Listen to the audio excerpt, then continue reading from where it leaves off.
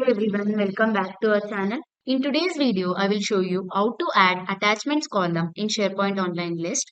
Also, we will discuss how to enable or disable the attachment column in SharePoint list view. Let's do practically. Open your SharePoint list. This is my SharePoint list regarding employee details. Here, I need to add an attachment column where the users can add their ID proof here.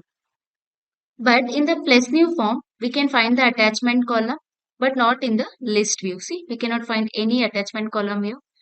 Also, we can find in the edit form also. See, there is also an attachment column in edit form, but we cannot find in the list view. Let me add an attachment.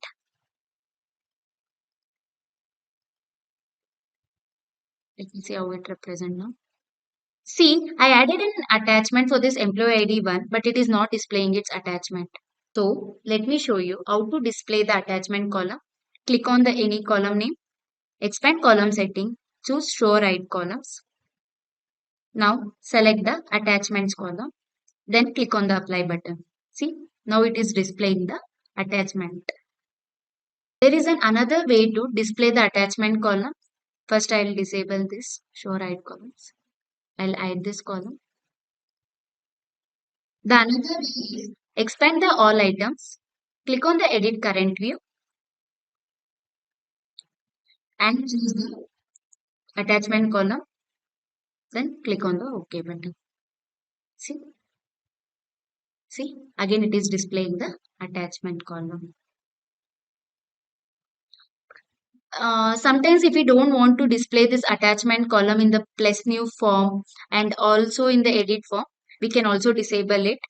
So let me do by click on the settings, select list settings, then select advanced settings,